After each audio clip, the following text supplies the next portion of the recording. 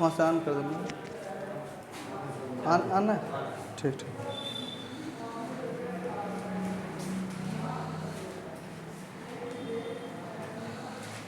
कहाँ तक हम लोग बात किए थे?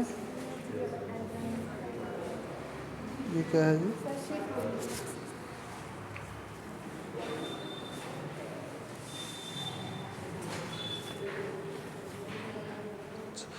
कहाँ तक बात की थी? सेकंड चैप्टर हम लोग स्टार्ट कर रहे थे ना। अच्छा, ये सब हो गया था फॉर्मेशन ऑफ डिप्लीशन लेयर का। अब हमको क्या करना है, बुल्ट इन पोटेंशियल बताना है, क्या होता है पोटेंशियल, कैसे बुल्ट होता है, और जो डिप्लीशन लेयर्स के बारे में बात किए थे उस डिप्लीशन लेयर का विड्थ निकालना, डेरिवेशन करना है कि डिप्लीशन लेयर की विड्थ कितनी होती है, किन किन बातों पे डिपेंड करती होती है, इन बातों पर एनालिसिस करना है। आपका फर्स्ट क्लास है क्या आज? क्या नाम है, कहाँ से हैं बीएससी आपका? सिद्धार्थ यूनिवर्सिटी से, ठीक है। तो पिछला एक चैप्टर लगभग हम लोग कंप्लीट कर लिए हैं, उसका वीडियोज़ मैम से ले लीजिएगा और नोट्स कंप्लीट कर लीजिएगा। उसके बाद फिर कोई दिक्कत होगी अगर वीडियोज़ देखने के बाद भी, तो फिर हमसे धीरे धीरे उसको पूछते रहिएगा, ठीक है। अच्छा, ये सीट एक आप लोग को दिया गया होगा, तो सीट में सीट का क्वेश्चन देखे हो, चीज़ें समझ में आ रहा है किस तरह का क्वेश्चन पूछा जा रहा है? एक यूनिट तुम्हारा कंप्लीट हो गया है, तो क्या इस सीट से तुम्हारे कोई क्वेश्चन हो पा रहे हैं कि नहीं हो पा रहे हैं? इसी तरह से एग्जामिनेशन में क्वेश्चन आने हैं, तो कम से कम जो क्वेश्चन पूछ रहा है वो समझ में आ रहा है कि नहीं आ रहा, उसका आंसर तुम्हारे पास है कि नहीं, ये चीज़ की एनालिसिस होनी चाहिए ना एक एक चैप्टर खत्म होने के बाद। देखो, जैसे पहला क्वेश्चन पूछा है, find the expression for concentration of free electron and holes in an intrinsic semiconductor. हो जाएगा ना। So that the Fermi level lies half way between conduction and balance band, ये भी हो जाएगा। सेकंड है कि what do you understand by drift and diffusion current, ये भी हो जाएगा। एस्टेब्लिश द करंट, तो हमें नहीं लगता कोई ऐसा क्वेश्चन होगा कि जो तुम्हारा इसमें से टाइप होगा, ठीक है। इसको घर पे जाके देख लेना और जो भी चीज़ें क्वेरीज होगी उसको डिस्कस कर लिया जाएगा, ठीक है। नेक्स्ट हेडिंग हमको डिस्कस करना है built in potential. Next heading डाल देना, built in.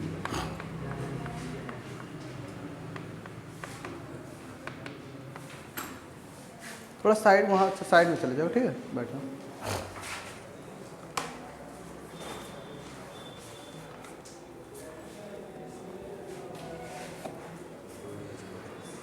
Built in potential, पहले पोटेंशियल के बारे में बात कर लेते हैं, उसके बाद फिर हम लोग वो जो पीएन जंक्शन है, पीएन जंक्शन के डिप्लीशन लेयर्स बनाएंगे।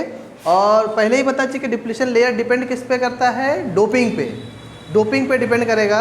अगर हमारी डोपिंग जो होगी हैवी डोपिंग होगी, जो डिप्लीशन लेयर होगा वो थिन होगा, अगर लाइट डोपिंग होगी तो डिप्लीशन लेयर जो होगा वो थिक होगा। तो सबसे पहले बुल्ट इन पोटेंशियल, जहाँ से हमारा सिलेबस स्टार्ट है वहाँ पे बात करते हैं। तो नेक्स्ट हेडिंग डाल देना, बुल्ट इन पोटेंशियल। इसमें लिखना, let us examine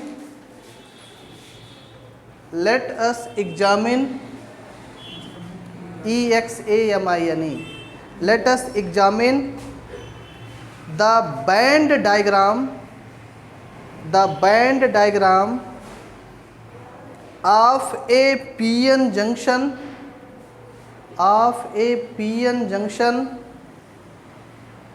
in figure 1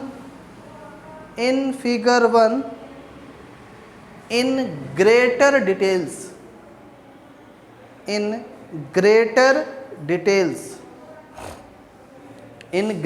details, full stop. Figure 1B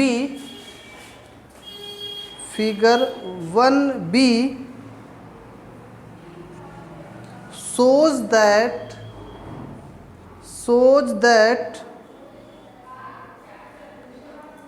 EC and EV,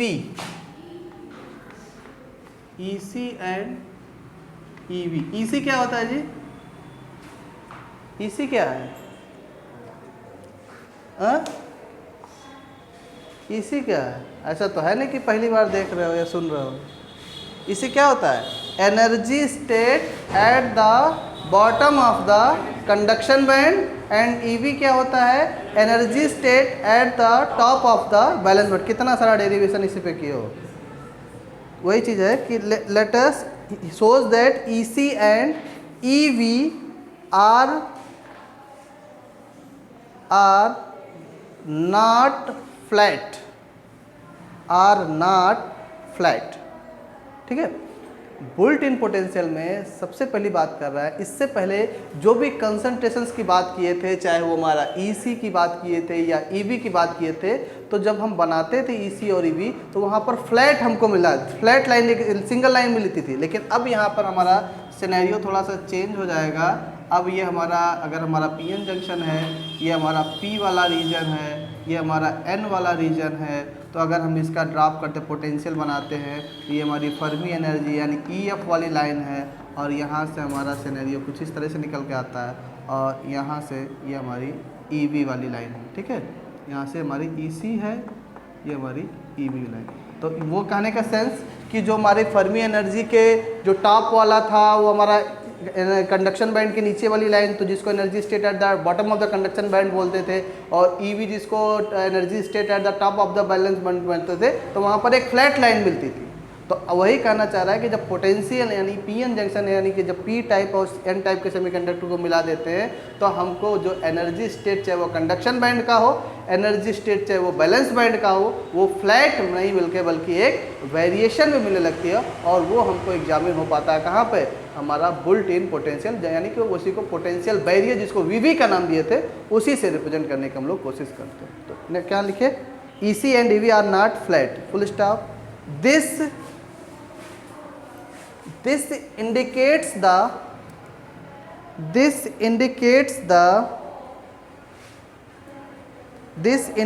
the presence of a voltage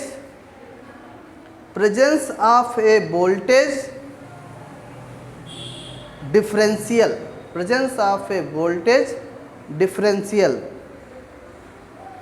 full stop। The voltage differential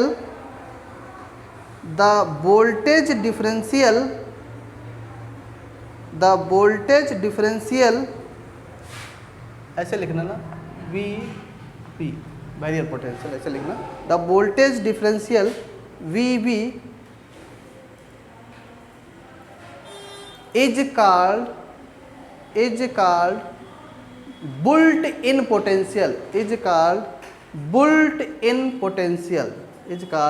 built in potential. ध्यान देना, अलग अलग book में representation अलग अलग होगा। किसी स्टैंडर्ड बुक में देखोगे किसी वीवी को 5BI भी रिप्रेजेंट किया जाता है, उसमें कंफ्यूज नहीं होना है। हम एक ही सिंबल हर जगह लेके चलेंगे जिससे हमको कंफ्यूजन ना हो। किसी बुक में इसी वीवी बैरियर पोटेंशियल को क्या लिखता है, 5BI लिखता है, तो उसमें कंफ्यूज होने की ज़रूरत नहीं है।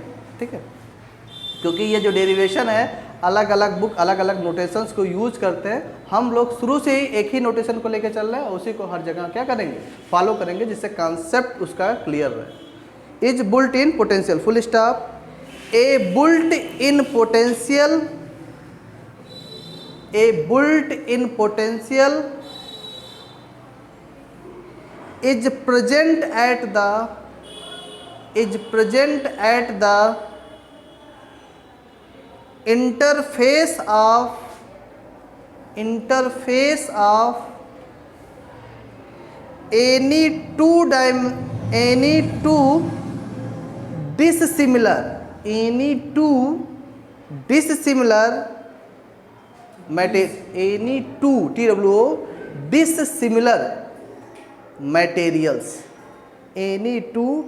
dissimilar materials। डिसिमिलर क्यों कर रहा है, ऐसा नहीं कि पीएन जंक्शन बना रहे दोनों सेम मटेरियल से मतलब बना है, तो डिसिमिलर मटेरियल से बना होना चाहिए, full stop. We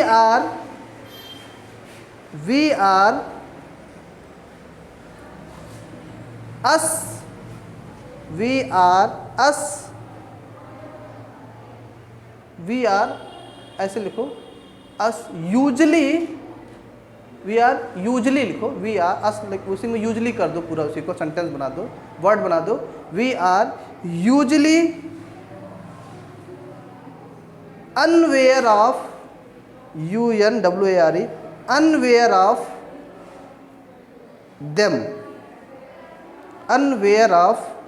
them, because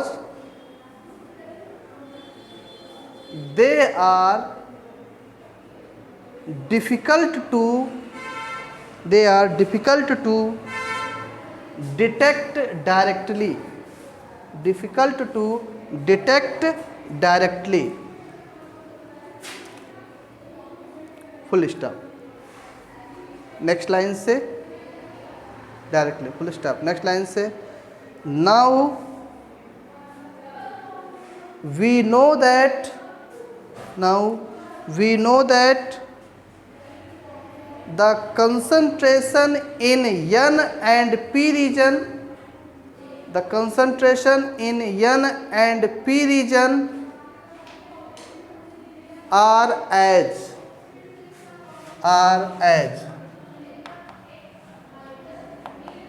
N region small n बराबर एन डी। अच्छा, वहाँ स्मॉल डी लिखे थे कि कैपिटल डी लिखे थे? कैपिटल डी शायद लिखे थे ना, कैपिटल डी फार्मूले में हम लोग लिख रहे थे ना वहाँ पर जब डेरिवेशन करते थे, जब कंसंट्रेशन वाला डेरिवेशन लिखे थे तो वहाँ डी को स्मॉल लिखे थे कि कैपिटल लिखे थे? वही चीज़ लिखे चले। अरे डी और ए लिखते थे, एन डी एन ए आया था ना डेरिवेशन में, concentration of electron and hole. तो एक डोनर एन टाइप और पी टाइप में आया था ना, एन टाइप में एन डी आया था, पी टाइप में एन ए आया था, एक्सेप्टर आयंस आया था। कहाँ है, कंफ्यूज हो रहे हो जी? डोनर लेवल वाले देखो, एन टाइप का जहाँ कंसंट्रेशन निकाले थे, एन टाइप का मटेरियल का कंसंट्रेशन निकाले थे ना एक्सट्रिंसिक में, एन टाइप का कंसंट्रेशन कैपिटल डी था ना, वही चीज़ कैपिटल डी लिखना। स्मॉल एन बराबर capital N D, small N बराबर कैपिटल एन डी बराबर N C E to the power minus Q A, E to the power minus Q A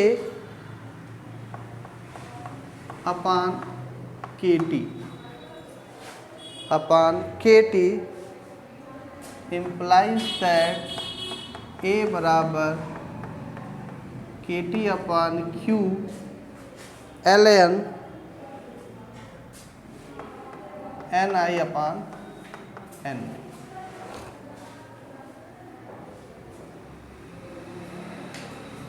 Similarly in P region, similarly in P region P बराबर N A बराबर N V, N V N C E to the power minus Q B upon K T, Q B upon K T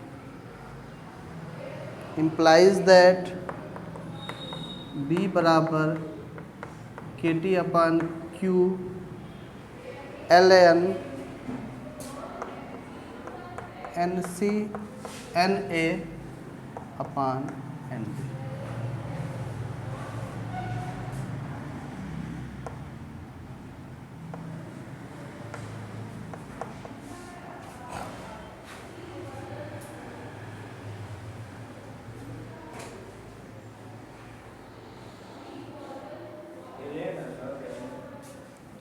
क्या करो,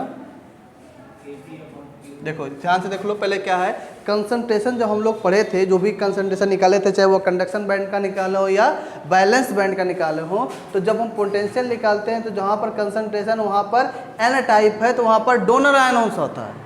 तो donor ions में जो ions convert होता था वहाँ पर देखते थे एन डी से रिप्रेजेंट करते थे ना, तो वही एन डी की जो वैल्यू होती थी कंसंट्रेशन एन सी, ये हमारे कांस्टेंट क्वांटिटी है, और exponential minus Q A upon K T के। अगर वहाँ से हम ए की वैल्यू निकालते थे तो K T upon Q L N N C upon N D आता था। सिमिलरली जब पी रीजन के लिए बात करते थे तो वहाँ पर एक्सेप्टर आयंस आता था, तो एन पी बराबर एन ए हो जाएगा, तो यहाँ पर N C to the power minus Q B upon K T, या इम्प्लाइज दैट बी बराबर हो जाएगा K T upon Q L N N C N A upon N I का square. N I is called intrinsic carrier concentration, और N C हमारे उस constant quantity की value थे जो कि डोनर कंसंट्रेशन में मिलता था, और एन ए हमारा एक्सेप्टर आयंस वाला कंसंट्रेशन।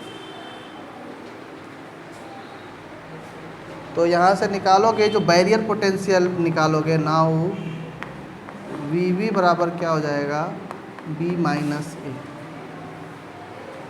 तो बराबर तुम्हारा क्या हो जाएगा, के टी अपान क्यू, दोनों में कॉमन है।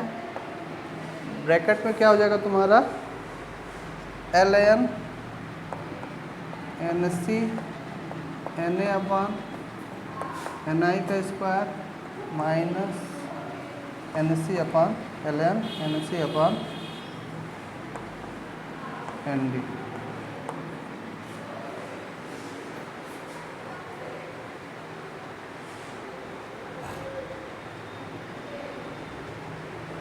तो तुम्हारा बैरियर पोटेंशियल वी बी बराबर हो जाएगा K T upon Q L N N C N A upon यहाँ पे एन आई का square intrinsic minus L N N C upon N D, यही चीज़ same quantity. B minus A कर रहे हो ना, वही सेम क्वांटिटी हो जाएगी।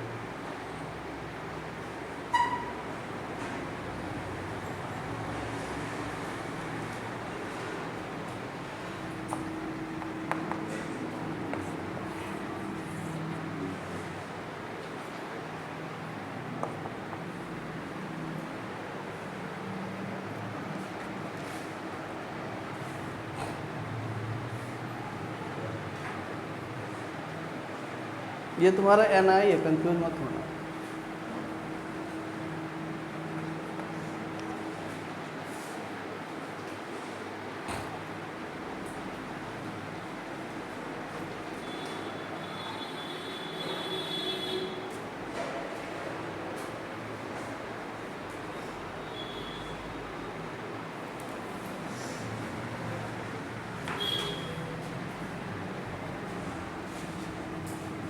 ये सारी डी रहेगा, डोनर वाला रहेगा, ठीक है, गलती।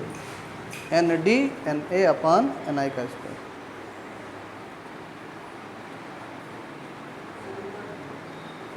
क्या करो, नहीं नहीं यहाँ पे, अच्छा ऊपर सही तो है जी,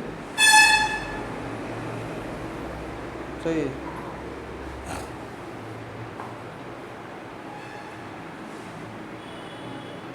ठीक है, उसमें लिखना the built in potential, the built in potential is determined by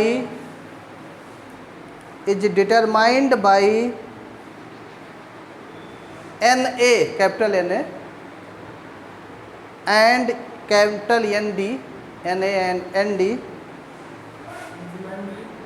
determined by N A and N D, ऊपर लिखो ना N A N D, N A and N D, through equation 1, through equation 1, full stop. The larger the N A, the larger the N A or N D is the larger the VV, is the larger the VV। ऐसा इसलिए करा क्योंकि N A और N D is directly proportional to VV है ना। तो directly proportional to relationship में क्या होता है, एक अगर इंक्रीज करे तो दूसरा उसी की प्रोपोर्शनलशिप में क्या करेगा, इंक्रीज करेगा। VB is full stop. typically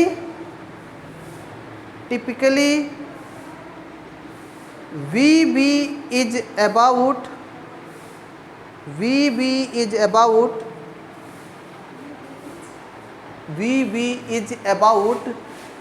0, typically barrier potential is of about 0.9 volt for silicon, 0.9 volt for silicon PN junction, silicon PN junction, इसको अंडरलाइन कर देना, ठीक है। नेक्स्ट लाइन से पैराग्राफ चेंज करके, since a lower EC, since a lower EC means a higher voltage, means a higher voltage, comma the N side is at a, the N side is at a higher voltage, higher voltage or electrical potential, electrical potential than the P side, than the P side.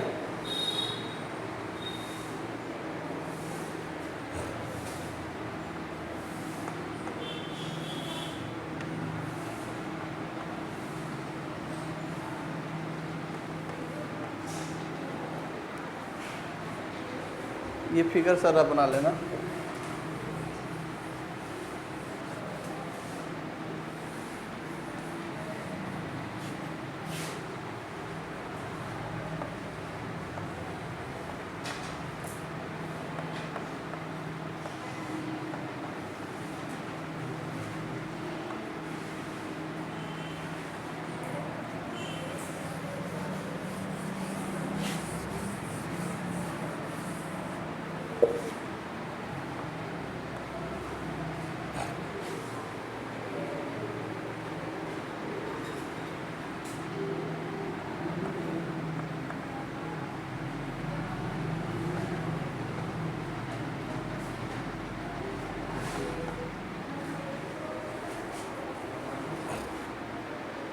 ठीक है,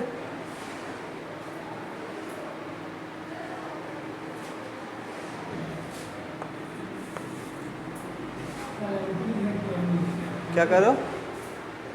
क्या ये N D है, donor N type में donor type होता है ना, तो एन डी ए में क्या होता है, एक्सेप्टर टाइप होता है।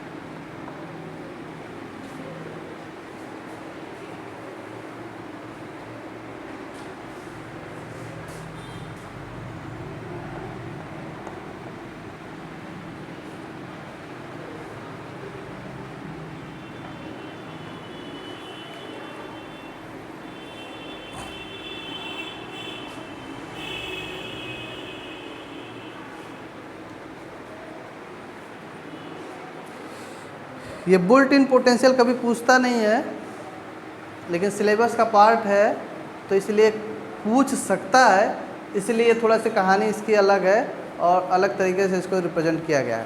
अभी मेन कहानी हम लोग की फिर से रिवर्स जाएंगे, जो हम लोग पीएन जंक्शन डायोड पढ़ रहे थे ना कि इलेक्ट्रॉन का होल ज़्यादा है उधर है, वहाँ से उसका मैकेनिज्म निकालने की कोशिश करते हैं, वो डेरिवेशन आसान है।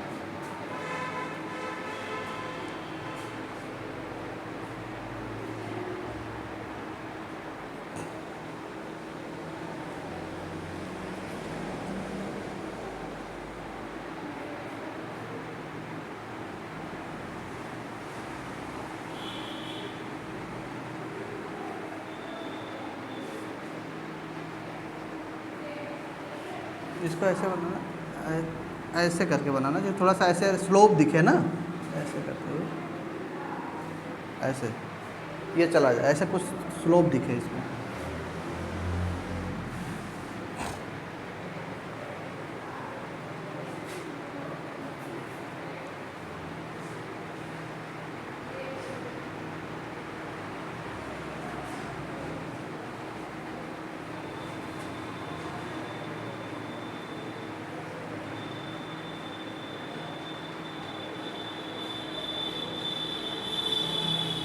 बन गया?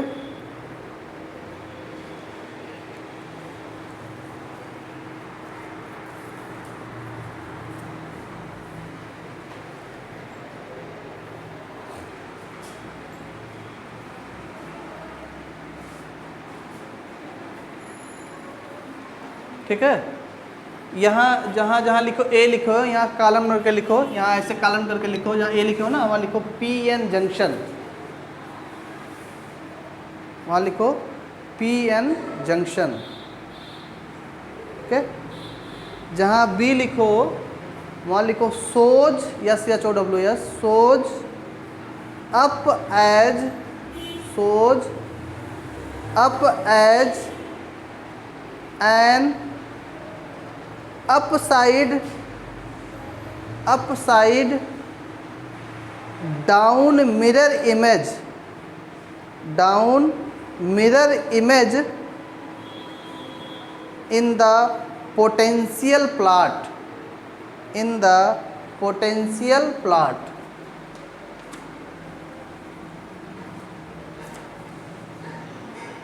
ठीक है, पोटेंशियल प्लॉट।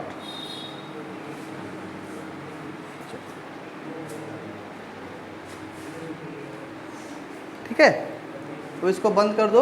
अब फिर से अपनी उसी जर्नी पे स्टार्ट करते हैं, और जो जहाँ से हम लोग छोड़ के चले थे कि हमारा पोटेंशियल विड्थ डिप्लीशन लेयर की कैसे होगी, कैसे निकलेगा, उसकी पूरी फिर से मैकेनिज्म जानने की कोशिश करते हैं। नेक्स्ट हेडिंग डाल देना एक्सप्रेशन फॉर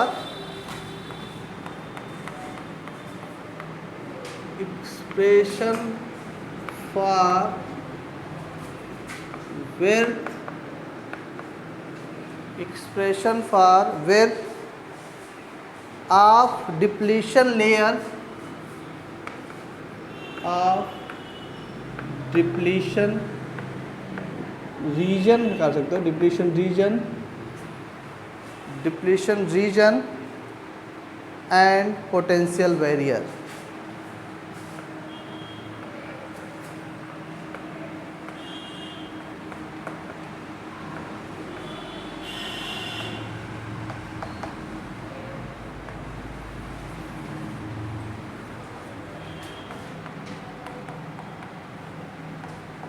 ठीक है, मोस्ट इम्पॉर्टेंट डेरिवेशन है।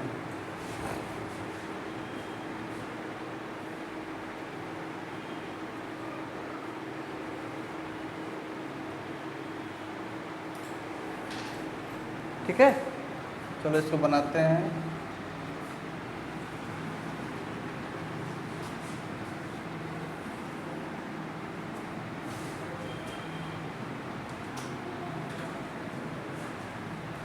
ये हमारी है जंक्शन लाइन, जंक्शन लाइन। ठीक है, हमारी क्या है, बीच की क्या लाइन होती है, जंक्शन लाइन। और जंक्शन लाइन पे जो चार्ज डेंसिटी होती है ना, वो नॉट इक्वल टू क्या होगी, जी, नॉट इक्वल टू क्या होगी, 0। ठीक है, अब देख तो ये हमारा P टाइप है, ये हमारा N टाइप। ठीक है, और जानते हो कि P टाइप अगर सेमीकंडक्टर है और N टाइप सेमीकंडक्टर है, तो P टाइप पे मेजॉरिटी में क्या होता है, होल्स होता है, और N टाइप पे मेजॉरिटी में क्या होता है, इलेक्ट्रॉन्स होता है। तो ये वाइट सर्कल को हम लोग होल से रिप्रेजेंट करते हैं, डार्क सर्कल को हम लोग इलेक्ट्रॉन से रिप्रेजेंट करते हैं। ठीक है, तो P टाइप में मेजॉरिटी में क्या होगा, होल्स होगा। ऐसे बना लो,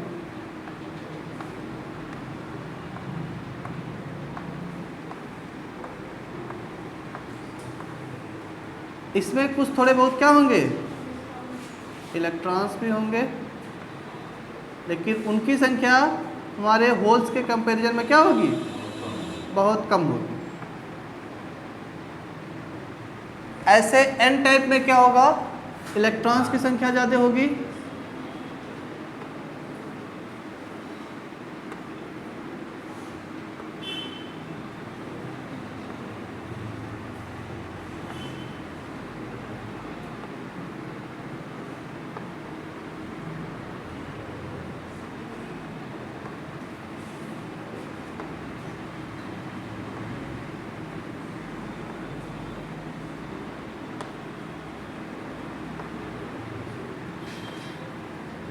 लेकिन थोड़े बहुत क्या होंगे, होल्स होंगे, उनकी संख्या इलेक्ट्रॉन्स के कंपैरिजन में क्या होगी, कम होगी। अब होगा क्या कि बिफोर डिफ्यूजन जो पी टाइप में मेजॉरिटी में है वो एन रीजन में जाना चाहेगा, और जो एन रीजन में है मेजॉरिटी में वो पी रीजन में जाना चाहेगा, और जंक्शन लाइन के पास क्या करेगा, एक लेयर क्रिएट करेगा, और ये भी एक क्या करेगा, लेयर क्रिएट करेगा। यहाँ के जो भी चार्ज थे वो आयंस में इंट्रोड्यूस हो जाते हैं, किस रीजन में, पी रीजन में। तो यहाँ पर ये हमारे आयंस में इंट्रोड्यूस हो जाएगा, और यहाँ ये रीजन वाला कहाँ जाएगा, तो सॉरी ये एन रीजन वाला है ना,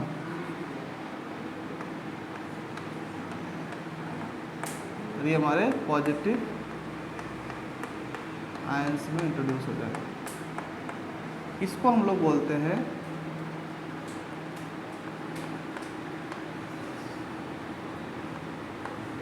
एक्सेप्टर आयंस,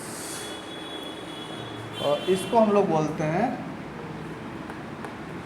डोनर आयंस। ठीक है, यहाँ पर जो भी नंबर ऑफ एटम्स है उसको हमको एट पी रीजन है ना, इसको हम लोग बोलते हैं Na। पी रीजन में क्या होता, क्या क्योंकि एक्सेप्टर होता है, तो यहाँ पर नंबर ऑफ आइटम्स की संख्या कितनी होगी, Na, और यहाँ पे जो नंबर ऑफ आइटम्स है उनकी संख्या कितनी हो जाएगी, N, डोनर आए। ठीक है, और ये जो रीजन बना है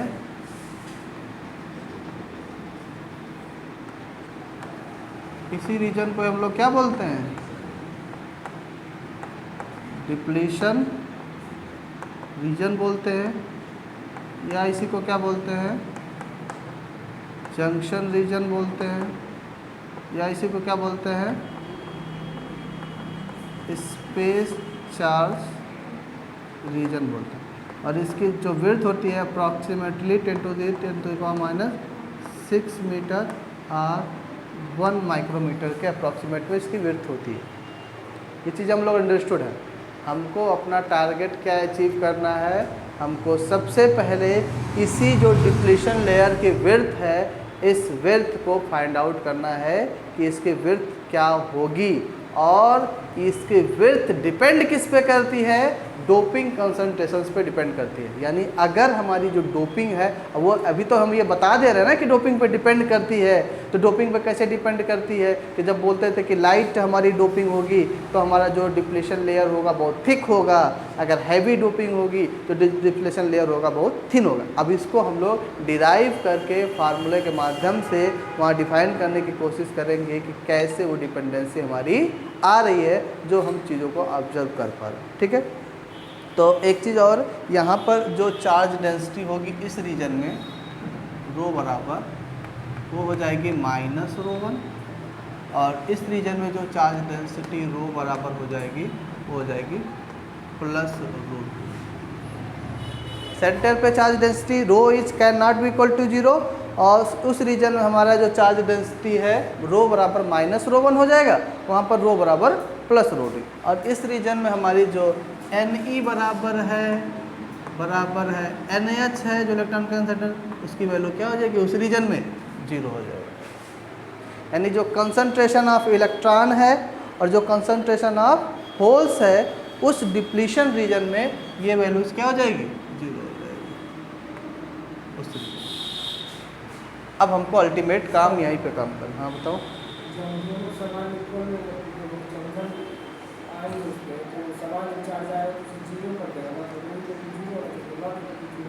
क्या कह रहे हो, सवाल पूछा है ना मोटर और मीटर का, हाँ। तो जंक्शन है जंक्शन है तो जीरो होना चाहिए ना। तो जंक्शन लाइन कैसे जीरो हो जाएगा यहाँ पर? यहाँ पर इस रीजन में चार्ज कभी भी जीरो नहीं हो सकता, क्योंकि चार्ज जो जंक्शन रीजन में आता है तो चार्ज नहीं रह जाता है, बल्कि आयन में इंट्रोड्यूस हो जाता है, आयनाइज्ड हो जाता है ना। देखो यहाँ पर चार्जेस थे, पॉजिटिव एंड नेगेटिव चार्जेस थे, लेकिन जब वो चार्ज हमारा जंक्शन लेयर के पास एक लेयर क्रिएट करता है तो वहाँ पर चार्ज ये आयंस में कन्वर्ट हो जाता, और ये आयंस में कन्वर्ट के बाद ये इलेक्ट्रॉन होल पेयर बनाते थे, और यहीं से मैकेनिज्म शुरू होता है। यहीं से देख लो हम लोग को डिफ्यूजन करंट का कॉन्सेप्ट भी निकल के आया था कि जब हम कोई सप्लाई, यहाँ पर देखो कोई सप्लाई नहीं दिया जा रहा है ना, कोई सप्लाई नहीं दिया जा रहा है, कोई सप्लाई ना देने के बावजूद भी यहाँ पर इलेक्ट्रॉन्स के इलेक्ट्रॉन और होल पेयर के मोशन के जनरेशन से एक करंट का जनरेशन होता है, जिसको हम लोग पढ़े हैं डिफ्यूजन करंट के नाम से पढ़े हुए। वहाँ पर कोई, और ड्रिफ्ट करंट की जब बात आती थी तो हम वहाँ पर फील्ड अप्लाई करते थे, उस फील्ड अप्लाई करने के बाद इलेक्ट्रॉन्स के मोशन के कारण जो करंट जनरेट होती थी उसको हम लोग ड्रिफ्ट करंट कहते थे। और दूसरा जो डिफ्यूजन करंट था वो बिना इलेक्ट्रॉन किसी सप्लाई के जो इलेक्ट्रॉन्स और होल्स के मैकेनिज्म के कारण जो मोशन हो रहा था उसको हम लोग डिफ्यूजन करंट का कॉन्सेप्ट करते हैं। अब दूसरी बात, निकलेगा कैसे? इतना आसान तो है नहीं। मान लेते हैं इनके बीच का जो डिस्टेंस है, यहाँ का जो डिस्टेंस है ये x1 है, और यहाँ के इनके बीच का जो डिस्टेंस है वो x2, ठीक। रीजन से इधर के बीच का डिस्टेंस कितना है? x1 है, और उधर के बीच का डिस्टेंस कितना है? x2 है। और मान लेते हैं ये वाली जो लाइन है ये हमारी xp वाली लाइन है, और ये हमारी, सॉरी ये xp है ना, ये हमारी xn वाली लाइन है। जो भी पोटेंशियल वाले में पढ़े हो ना, पोटेंशियल वाले में पढ़ा हो ना, xp xn लिखे हो ना, देखो वहाँ पे ये चीज़ है, उसका अगर फिगर ड्रा करोगे तो ये चीज़ निकल गया, इसलिए वहाँ चीज़ एक्सप्लेन नहीं की, क्योंकि यहाँ पर उसी चीज़ को क्या करना है? एक्सप्लेन करना है। ये रीजन, अब हमारा टारगेट ये है, एक्चुअल में जब फिगर देखोगे, जब P और N जंक्शन देखोगे तो ये जो x1 x2 यहाँ पर सिमिलर दिख रहा होगा ना, x1 x2 यहाँ फिगर में बनाया तो सिमिलर दिख रहा है कि x1 बराबर रजिस्टर, लेकिन एक्चुअल में ऐसा नहीं होता है। x1 x2 की कंपैरिजन में x1 से बहुत बड़ा रीजन होता है, यानी कि x1 रीजन छोटा होता है, x2 रीजन क्या होता है? और बड़ा होता है, जब हम मैन्युफैक्चरर जब ऑब्जर्व करते हैं, जब हम एनालिसिस करते हैं। तो अगला टारगेट हमारा यही होगा कि हमको बेसिकली बात इन दोनों रीजन की नहीं करनी, बात इस रीजन की नहीं करनी, हमको रीजन किसकी बात करनी है? इसकी बात करनी है। तो नेक्स्ट फिगर हम लोग बनाएंगे इस रीजन को थोड़ा सा और स्पेसिफिक करते हुए, इस रीजन को थोड़ा और स्पेसिफिक करते हैं, यानी कि एक और दूसरा फिगर बनाते हैं जहाँ पर ये ऑब्जर्व करते हैं, ये हमारी रीजन है ना, ये हमारी जंक्शन लाइन है। अब यहाँ से यहाँ के बीच की जो डिस्टेंस है वो तुम्हारी x1 है, और यहाँ से यहाँ के बीच की जो डिस्टेंस है तुम्हारी x2। अब बस डिप्लीशन रीजन की बात बता रहा है, क्योंकि अगला टारगेट तो हमको यही करना है ना, उस डिप्लीशन रीजन की विड्थ निकाली। ये तो सिंपली पीएन जंक्शन हो गया, सिंपली पीएन जंक्शन के बाद हमको विड्थ किसकी निकालनी? Depletion region. तो डिप्लीशन रीजन के बारे में पूरी इन्फॉर्मेशन हो चाहिए। अब निकलेगा कैसे, ये भी समस्या है। तो जब हमारे पास चार्जेस पता है अपने रीजन में, अच्छा रीजन में पता है, तो इस रीजन में चार्ज की वैल्यू क्या है? रो बराबर कितना है? -ρ1 है। और इस पूरे रीजन में चार्ज रो बराबर कितना है? +ρ2। अच्छा एक चीज़ और ऑब्जर्व करो कि इसको हम कंपेयर किए थे, पूरे के पूरे रीजन को कंपेयर किए थे, किससे कंपेयर किए थे? पैरेलल प्लेट कैपेसिटर से बोल रहे थे ना कि ये पूरा का पूरा जो पीएन जंक्शन है ये एज सच कैसा है? पैरेलल प्लेट कैपेसिटर की तरह है। पैरेलल प्लेट कैपेसिटर की तरह की देखे होगे कि वहाँ पर दो पैरेलल प्लेट्स लगी होती थी, और उनके बीच में कोई डाइलेक्ट्रिक मटेरियल अगर हम डालते थे, अगर प्लेट्स के सरफेस पर positive positive positive negative negative charge हुआ करता था, तो इसी को हम लोग क्या बोलते थे? सरफेस चार्ज बोलते थे। और इस पे जो भी चार्जेस होता था, डाइलेक्ट्रिक मटेरियल का जो सरफेस था उस पर इंड्यूस्ड हो जाता था नेगेटिव चार्ज। अगर यह नेगेटिव नेगेटिव है तो पॉजिटिव चार्ज इंट्रोड्यूस हो जाता था, अगर पॉजिटिव पॉजिटिव है तो नेगेटिव चार्ज इंड्यूस हो जाता था, जिनको हम लोग क्या बोलते थे? बाउंड चार्ज बोलते थे। और इस डाइलेक्ट्रिक मटेरियल के अंदर हम लोग इलेक्ट्रिक फील्ड फाइंड आउट करने का काम किए थे, जब हम लोग बीएससी फर्स्ट ईयर में इलेक्ट्रिसिटी एंड मैग्नेटिज्म में डाइलेक्ट्रिक वाला चैप्टर किया था, तो एक कंप्लीट डेरिवेशन था, कई बार एग्जाम में आता भी। कुछ इस तरह का सिनेरियो पढ़े थे कि नहीं? याद आ रहा है कुछ थोड़ा बहुत? तो इसको हम लोग अपने पूरे के पूरे पीएन जंक्शन को एज सच कंपेयर किए थे इस पैरेलल प्लेट कैपेसिटर से। तो यहाँ पर हम लोग कंपेयर किए कि ये जो हमारा पी रीजन है, ये जो हमारा एन रीजन है, ये as such two parallel plates की तरह है, और जो वहाँ पर डाइलेक्ट्रिक मटेरियल है वो एज सच हमारा डिप्लीशन रीजन की तरह है। यहाँ पर देखो पॉजिटिव नेगेटिव आयन चार्जेज हैं, उसके जस्ट अपोजिट चार्जेज उसके सरफेस पे क्या हो रहा है, इंट्रोड्यूस हो रहा है ना, जस्ट अपोजिट सरफेस से इंट्रोड्यूस हो रहा है। तो एज सच कंपेयर कर। अब देखो इसको निकालने के लिए हमको दो चीज़ें बहुत जानना पड़ेगा। सबसे पहली बात निकालने के लिए हमको ज़रूरत पड़ेगी कि इसका हम लोग देखो कई तरीके से इस डेरिवेशन को करते हैं, अलग अलग बुक में अलग अलग डेरिवेशन है, लेकिन हम थोड़ा सा आसान डेरिवेशन करने की कोशिश करते हैं जहाँ से चीज़ों को एनालाइज कर पाएँ। सबसे हम लोग इसकी इलेक्ट्रिक फील्ड निकालते हैं डिफरेंट पॉइंट्स पे, और इलेक्ट्रिक फील्ड जब निकलता है, इलेक्ट्रिक फील्ड कैसे निकलता है, जैसे जो भी सिस्टम होगा उस सिस्टम के अनुसार उसकी फील्ड निकालेंगे। अगर फील्ड पता चल जाएगी तो पोटेंशियल निकल जाएगा, फील्ड पता चल जाएगी तो पोटेंशियल निकल जाएगा ना। तो सबसे पहले हम लोग इसको क्या करते हैं, डिफरेंट रीजन्स में फील्ड निकालने की कोशिश करते हैं। अच्छा, फील्ड निकालने के लिए सरफेस का पहचानना बहुत ज़रूरी है।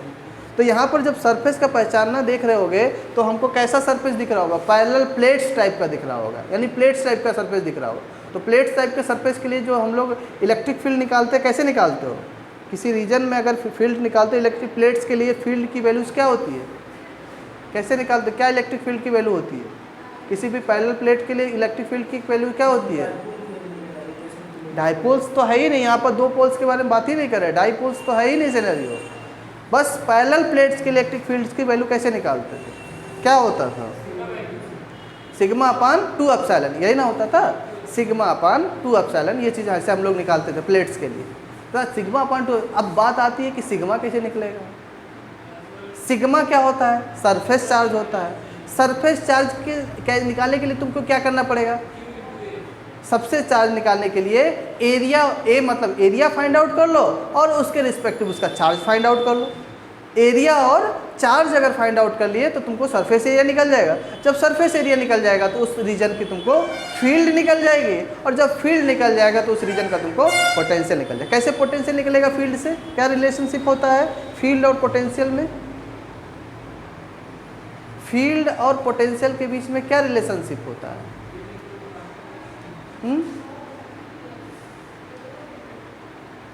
बताओ जी। अच्छा, एक चीज़ और कि अगर हमको सबसे पहले काम करना है कि मान लेते हैं यहीं से x डिस्टेंस पे कोई पॉइंट P, टारगेट कैसे अचीव करेंगे, कैसे बनाएंगे हम, मान लेते हैं x डिस्टेंस पे कोई पॉइंट P है, यहीं पर हमको अपना फील्ड क्या करना है, कैलकुलेट करना है। ठीक, इस रीजन से, यानी जो जंक्शन वाली लाइन थी वहाँ से P पॉइंट पे x डिस्टेंस पे कोई पॉइंट P है, यहीं पर हमको अपना क्या निकालना है, फील्ड निकालना है, इलेक्ट्रिक फील्ड निकालना है। तो देखो क्या करोगे, ये P पॉइंट है ना, तो मान लेते हैं इसको रीजन बना देते हैं एक और, ये कैलकुलेशन इजी बनाने के लिए कर रहे हैं। अब देखो यह बना लिए, तो यहाँ से यहाँ के बीच की डिस्टेंस कितनी हो गई, x हो गई, यहाँ से यहाँ के बीच की डिस्टेंस x हो गई। अब जो डिस्टेंस बाकी बची वो डिस्टेंस कितनी हो गई, ये डिस्टेंस कितनी हो गई, ये डिस्टेंस कितनी हो जाएगी, x2 माइनस x। कन्फ्यूज मत होना, ये तुम्हारा हो गया रीजन 1, ये हो गया तुम्हारा रीजन 2, ये तुम्हारा हो गया रीजन 3। अब ये ध्यान देना कि रीजन 2 और रीजन 3 में जो चार्ज है रो बराबर कितना है, प्लस रो 2, दोनों में प्लस रो 2 ही है, क्योंकि दोनों एक क्या है, एक ही रीजन। इस चीज़ में कंफ्यूज मत होना, भले ये रीजन अलग अलग किए हैं लेकिन इनमें भी और इनमें भी चार्ज की वैल्यूज क्या होगी, सेम होगी, प्लस रो 2। ठीक, कोई दिक्कत यहाँ। अच्छा, एक चीज़ और चीज़ समझने की ज़रूरत है। अब ये चीज़ तो डिफाइन कर लिए, रीजन बना लिए, इलेक्ट्रिक फील्ड पे निकाल लें। अब तीनों रीजन में अगर अलग अलग इलेक्ट्रिक फील्ड की वैल्यू निकाल लें और तीनों को कंबाइन कर दे तो पूरे डिप्लीशन रीजन की हमको फील्ड मिल जाएगी कि नहीं मिल जाएगी, मिल जाएगी। और पूरे रीजन की जब फील्ड मिल जाएगी तो फील्ड मिल जाएगी तो उससे आसानी से पोटेंशियल निकाल लेंगे। अब फिर ये टारगेट है कि आखिर अलग अलग रीजन में हमको फील्ड निकालेंगे कैसे, ये तो फील्ड इतनी छोटी है नहीं। तो हम क्या करेंगे कि जानते हो जब ऐसे मोमेंट ऑफ इनर्शिया निकाल रहे थे तो ऐसे किसी सिस्टम का मोमेंट ऑफ इनर्शिया मिल जाता था या इलेक्ट्रिक फील्ड ही निकालते थे तो सबसे पहले क्या करते थे, एक स्मॉल पार्ट का इलेक्ट्रिक फील्ड निकाल लेते थे और उसको पूरे सिस्टम के लिए क्या कर देते, इंटीग्रेट कर देते थे, तो पूरे तुमको सिस्टम का क्या निकल जाता था, मोमेंट ऑफ इनर्शिया या तुम्हारी इलेक्ट्रिक फील्ड या मैग्नेटिक फील्ड इस तरीके से निकल जाती थी, ऐसे निकलता था ना। तो मान लेते हैं कि इसमें रीजन एक स्मॉल पार्ट पे ले लेते हैं, एक स्मॉल रीजन बना लेते हैं, और स्मॉल रीजन में मान लेते हैं इसका जो थिकनेस है वो कितना है, dx। स्मॉल पार्ट का जो थिकनेस है वो कितना है, dx। और ये वाला हमारा, ये वाला रीजन हमारा क्या है, p है ना, ये हमारा p है, और ये हमारा क्या है, कहीं कोई कन्फ्यूजन नहीं होना चाहिए। समझे रहोगे तो डेरिवेशन हमेशा कर लोगे, नहीं समझे रहोगे तो फील्ड ही नहीं निकाल पाओगे, फील्ड नहीं निकाल पाओगे तो डेरिवेशन नहीं हो पाएगा। अब देखो क्या करना है, स्मॉल पार्ट कितना है, dx, स्मॉल पार्ट कितना है, dx। अब बताओ इस रीजन 1 में, अभी बस रीजन 1 की बात कर रहे हैं, इस रीजन 1 में सरफेस चार्ज कितना हो जाएगा, इस रीजन में सरफेस चार्ज कितना हो जाएगा, सरफेस चार्ज कितना हो जाएगा, रो बराबर सिग्मा बराबर कितना, सरफेस चार्ज सिग्मा होता है ना, रीजन 1 में बात कर रहे हैं, रीजन 1 में सरफेस चार्ज क्या होता है, चार्ज इनटू एरिया, यही ना होता है। तो अभी स्मॉल पार्ट का ना निकाल रहे हैं, तो स्मॉल पार्ट के लिए इस रीजन में चार्ज कितना है, चार्ज कितना है इस रीजन में, -ρ1 है ना, तो चार्ज कितना है, -ρ1 है, और एरिया कितना है स्मॉल पार्ट का भी निकालना है, तो कितना हो जाएगा dx। इसमें कोई कन्फ्यूजन, इसमें कोई कन्फ्यूजन नहीं ना। जब स्मॉल पार्ट का सरफेस एरिया निकालेगा तो ये स्मॉल पार्ट का हम लोग moment of inertia, sorry electric field निकाल सकते हैं। तो इलेक्ट्रिक फील्ड इस स्मॉल पार्ट की कितनी हो जाएगी, मान लेते हैं यहाँ पर इलेक्ट्रिक फील्ड कितना है, dE1, तो स्मॉल पार्ट का हो गया, तो dE1 बराबर कितना हो जाएगा बताओ, dE1 बराबर कितना हो जाएगा, इलेक्ट्रिक फील्ड कितना होता है, सिग्मा अपान 2 एप्सिलॉन, यही ना होता है, प्लेट्स के लिए सिग्मा अपान 2 एप्सिलॉन होता है। तो इसका कितना हो जाएगा, सिग्मा कितना है, -ρ1 dx अपान 2 एप्सिलॉन, यही ना होगा, -ρ1 dx अपान 2 एप्सिलॉन। कोई दिक्कत। अब इसको क्या करोगे, ये स्मॉल पार्ट का निकल गया इलेक्ट्रिक फील्ड, इसको पूरे सिस्टम के लिए निकालना पड़ेगा, तो क्या करोगे, इंटीग्रेट कर दोगे, इंटीग्रेट करोगे dE1 को इंटीग्रेट, डिफरेंशिएशन को इंटीग्रेट करोगे, क्या मिल जाएगा, E1 मिल जाएगा। हाँ, E1 बराबर, ये दोनों क्या है, कांस्टेंट क्वांटिटी है, कोई फर्क पड़ेगा नहीं पड़ेगा। तो यहाँ पर देखो क्या आ जाएगा, 1 अपान एप्सिलॉन आया, -ρ1 अपान 2 एप्सिलॉन होगा ही, इनटू, अब देखो ये dx है, अब इस dx की वैल्यू क्या है, x1 है ना, dx की वैल्यू क्या है स्मॉल पार्ट पूरे, x1 है, तो यहाँ क्या हो जाएगा, x1, यानी कि इसका कितना हो जाएगा, -ρ1 x1 अपान 2 एप्सिलॉन। ये किस रीजन में इलेक्ट्रिक फील्ड निकला, फर्स्ट रीजन में इलेक्ट्रिक फील्ड। कोई कंफ्यूजन है। अब इसी तरह सेकंड रीजन में इलेक्ट्रिक फील्ड निकालो, सेकंड रीजन में इलेक्ट्रिक फील्ड निकालो, तो सेकंड रीजन में इलेक्ट्रिक फील्ड निकालोगे तो क्या हो जाएगा, सेकंड रीजन में इलेक्ट्रिक फील्ड निकालोगे तो सिग्मा बराबर क्या हो जाएगा, -ρ2 इंटू dx हो जाएगा। तो क्या हो जाएगा तुम्हारा, dE2 बराबर क्या हो जाएगा, सिग्मा अपान 2 एप्सिलॉन बराबर, सॉरी -ρ2 नहीं है ना, +ρ2 है, ध्यान देना, माइनस प्लस से फिर कन्फ्यूजन क्रिएट हो जाएगा, +ρ2 है ना, तो +ρ2 क्या हो जाएगा, और अपान 2 एप्सिलॉन, और इंटू क्या हो जाएगा, x हो जाएगा, x हो जाएगा ना। तो यहाँ से भी निकल जाएगा, ये तुम्हारा निकल गया किस रीजन में, सेकंड रीजन में निकल गया। क्या करो,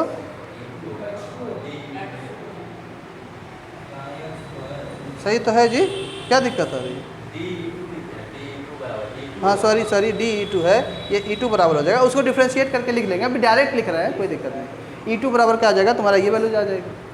अब थर्ड रीजन में चलते हैं। अब थर्ड रीजन मतलब यहाँ भी ऐसे बना लोगे, स्टेप बना लोगे, ये नहीं तो कन्फ्यूजन क्रिएट करेगा, ऐसे एक स्टेप बना लेना है, यहाँ भी dx हो जाएगा, ये एक स्टेप यहाँ इस रीजन में भी बना लेना। अब थर्ड रीजन में जाओगे तो वहाँ थोड़ी सी दिक्कत शुरू होगी। अब देखो जब थर्ड रीजन में जाएंगे तो वहाँ थोड़ी सी सिनेरियो चेंज हो जाएगी। थर्ड रीजन में सिग्मा बराबर क्या हो जाएगा, चार्ज कितना है, ρ2 इंटू dx, यही ना होगा। तो जब इसका इलेक्ट्रिक फील्ड निकालोगे E बराबर dE3 अपान क्या हो जाएगा, dE3 अपान dE3 बराबर कितना हो जाएगा, सिग्मा अपान 2 एप्सिलॉन। तो सिग्मा कितना है, ρ2 अपान 2 एप्सिलॉन। अब dx की वैल्यू यहाँ पे कितना, x2 minus x, x2 minus x। लेकिन ध्यान देना यहाँ पर सिनेरियो क्या चेंज है, अभी तक हम इस डायरेक्शन में चल रहे थे, इलेक्ट्रिक फील्ड निकाले थे, P हमारे इस डायरेक्शन में था तो हमको अब यहाँ से जस्ट अपोजिट डायरेक्शन में P तक जाना पड़ेगा ना।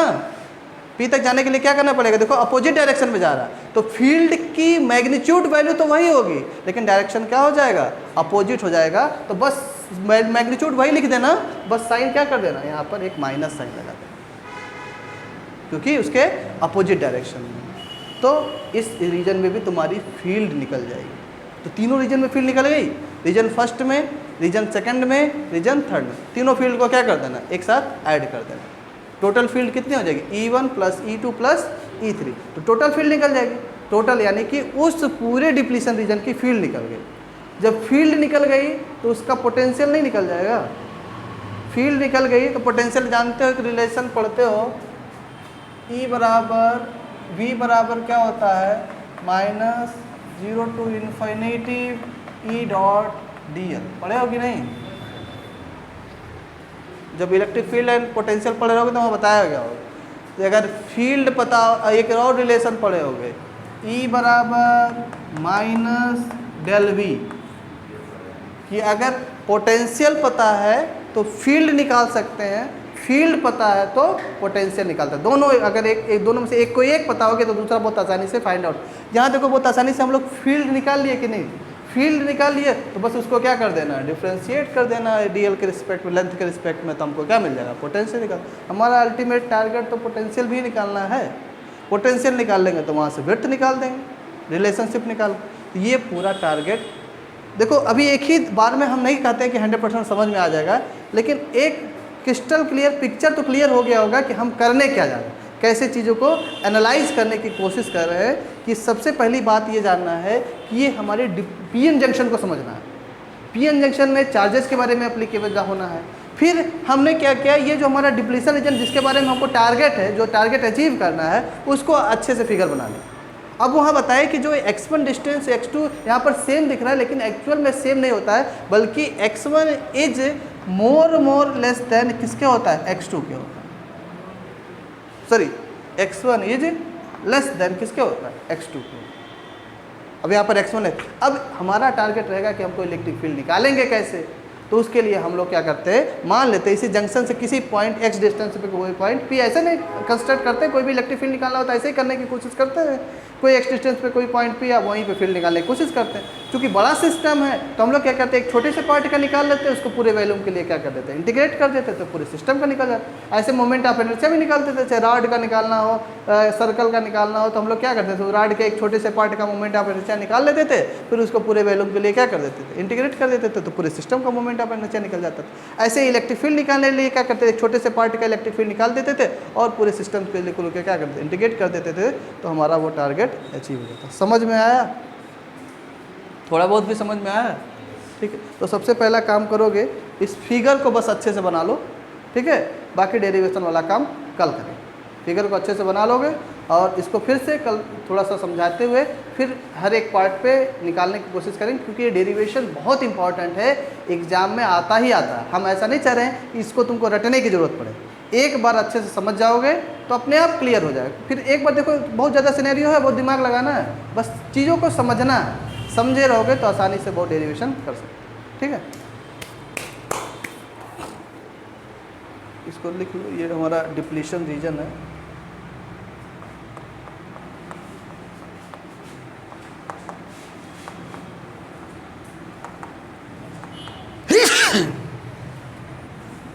ठीक है,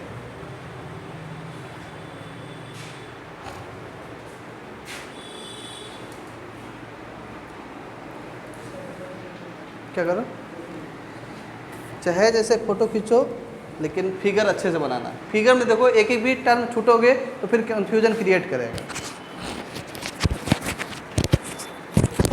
समझ में आया थोड़ा बहुत भी?